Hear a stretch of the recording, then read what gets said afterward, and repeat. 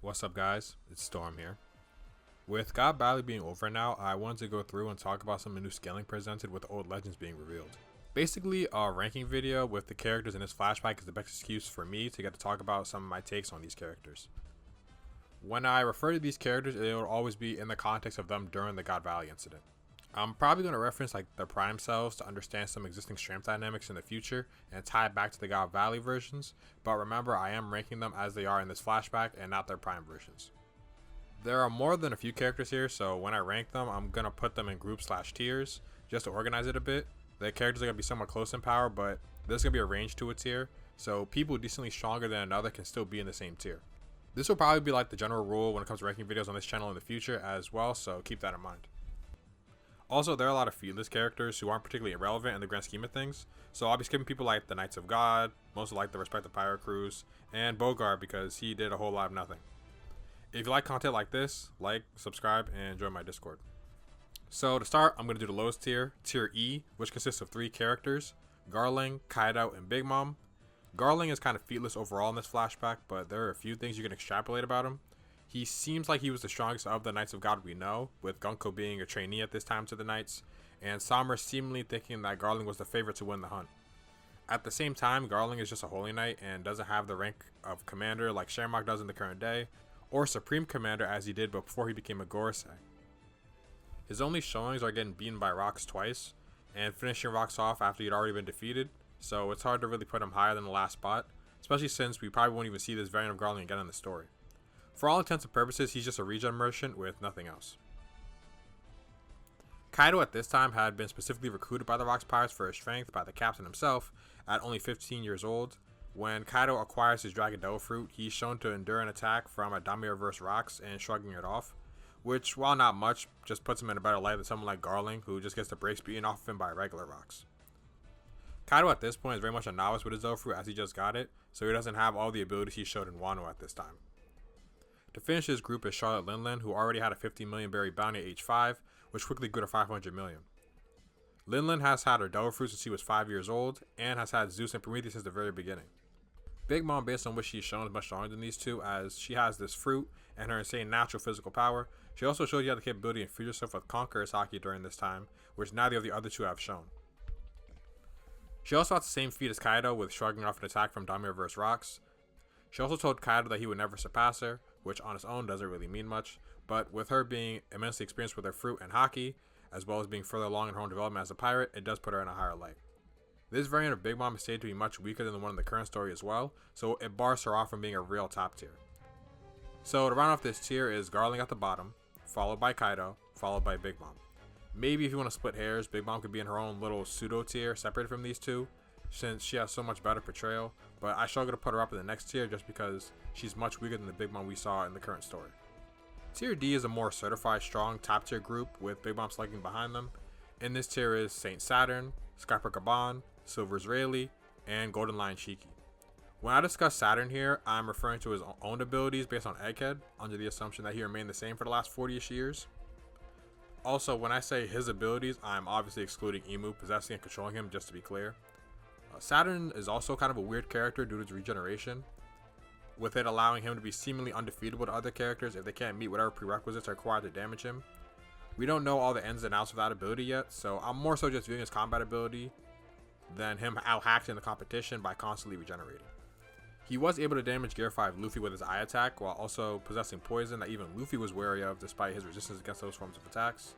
Saturn didn't seem to be a stronger combatant than Luffy based on his showings, but he can at the very least damage him and be a threat to everyone at Egghead that was acknowledged upon his arrival, which can buy him a spot on this tier. Gaban is a character we've been seeing a lot of on Elbaf, which has ought to his stock heavily.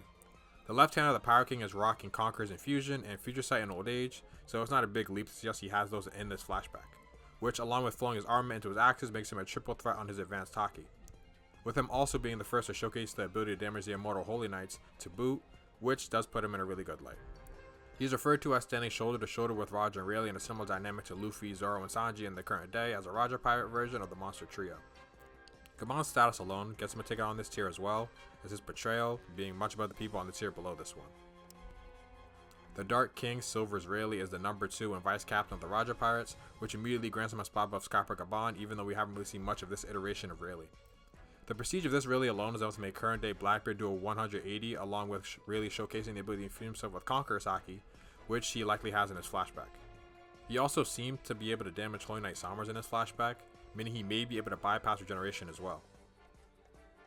Golden Lion Shiki is a bit of a weird one, as he did essentially nothing in this flashback, but based on the prestige Oda gives his prime self, I put the character in high stock.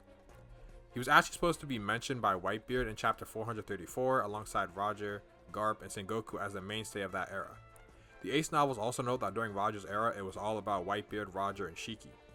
The magazines also say that the leading figures of Roger's era constantly engaged in serious battles that made them respect each other's strength, so for Shiki to be so far away from his future contemporaries is a bit weird, but since Shiki does have the same prominence as the future emperors in this flashback, he was pushed to the background.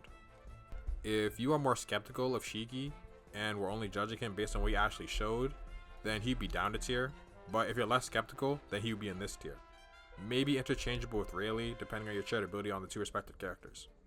I don't really care who you think is stronger than the other, but I would definitely put Shiki in this tier personally. This tier, like I said, is a little bit more flexible, because maybe you want to put more tax on Saturn's regeneration, or Rayleigh / Shiki's perspective portrayal, but I'd put the order of Saturn, then Gabon, then Rayleigh, then Shiki. Tier C, I like to call Equal Man Central, as the old gen trio of Whitebeard, Roger, and Garp take up this tier. So starting with Whitebeard, he's kind of Rox's right hand in this flashback. He already possessed the Quake Fruit for years and separated himself from the pack of the future emperors, where instead of getting slapped away, he actually managed to clash with Damir Rox with his Quake Fruit before being overpowered. He also, earlier in the incident, managed to full on stop Roger's advance towards Shaki, where they clashed their haki. He still showed he's on that level, despite not being a captain, and there wasn't really an effort to show Whitebeard as much behind the other two in an individual strength sense in this flashback, so with his showings, I think it's fine for him to be in this tier. Roger also wanted to Jinka Nugate earlier in the flashback, which may imply they've already crossed blades before. Roger and Garp might edge out Whitebeard overall, just because we got to see more in their 2v1 against Rox, but there doesn't seem to be some massive difference in strength in this tier beyond maybe these two over Whitebeard just because of the circumstances of the plot. Garp made Whitebeard, Big Mom, and Kaido retreat as they didn't want to be tied down in a fight with him, and not being able to achieve their individual goals. I don't think it necessarily means anything in the grand scheme of things, but if you nitpick and say it puts Garp above Whitebeard in your eyes, I wouldn't really fight you on it, even though I don't agree.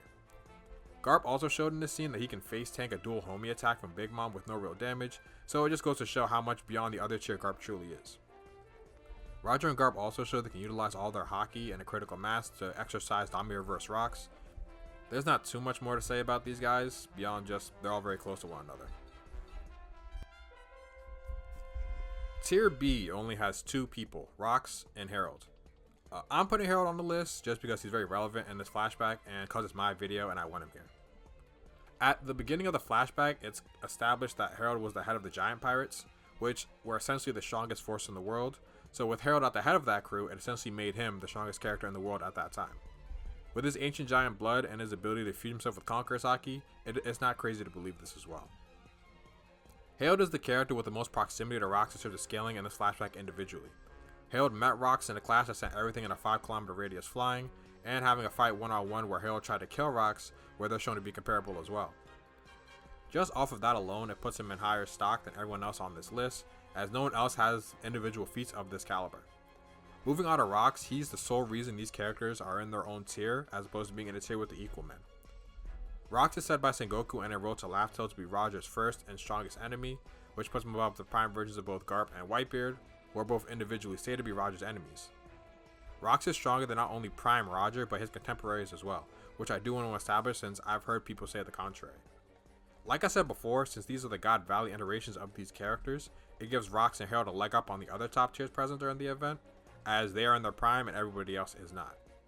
Between these two in terms of strength, the one I would take is Rox, just because there's a magazine that directly says Rox was known as the strongest man in the world at this time, which would include someone like Harold. Even at the end of the God Valley incident, after the world is told Garp beat Rox single-handedly, they assume that Garp is the strongest in the world, which pushes that during his era, Rox was the strongest man in the world. Rox is shown capable of fighting the Saturn that was possessed by Emu one-on-one for a bit, which no one else at the incident ever did. Overall, I think it's clear during the flashback that these two definitely stick out compared to everybody else, as it is the era of Rox. In Tier A, the final tier, I have Imu himself, along with a kind of honorable mention to Damiroverse Rocks. Damiroverse Rocks is kind of in a pseudo tier on his own, as he's above Rocks himself and isn't shown to be near Imu himself in terms of power. This iteration of Rocks was able to overpower each of the future emperors with a single attack for each. Once he's faced with Roger and Garp, he shows that his Conqueror's infusion defense was so high that Roger and Garp together could not damage him. Pretty much all the characters in this flashback can't damage or defeat this Rocks, just because of his insane defensive capability that required Roger and Garp to collectively put all their hockey together in a single point in order to defeat him. Something like that alone splits this guy off from everybody else we've spoken about previously, especially when he's so strong that he can split the sky on his own and was strong enough to put the beats on Roger and Garp at the same time. Imu is a character in a tier of their own with an insane arsenal and raw power. Imu's introduction in this arc was them taking over Gunko's body and blasting out Conqueror's haki that engulfed the island, and caught the attention of the main cast, which was so preposterous that Loki said Luffy would be forced to free him in order to help. Imu's demonic abilities include spawning weapons out of magical circles, signing contracts that grant the Holy Knights and Gorosei their abilities, Damiroverse, which could change enemies into allies with undying bodies and increasing their strength, possession, immortality, and regeneration so potent that the Rocks Pirates, Roger, and Garp's full power attacks can't damage Imu's true body. All this not to mention Imu's battle with Joy Boy and the portrayal as an endgame threat to the main cast, which puts him as the strongest on this list, but I'm sure that's not really a surprising take to anybody. So just for fun, we can look at my old list from 2 years ago from when the Kuma flashback teased God Valley and showed everybody arriving to the island. My old list is not too different from my current one, being honest. I think the only thing I would really do is like definitively lower Whitebeard a bit, but in the past I did say that 2 through 4 were going to be more interchangeable. I would obviously add Gaban and Imu, who weren't as prevalent in the event at the time based on what we knew, but overall I still think it was a pretty decent list. That's the end of the video. Let me know your thoughts on my ranking. I do want to do more ranking videos in the future, and I want to see your guys' opinions on this flashback scaling specifically.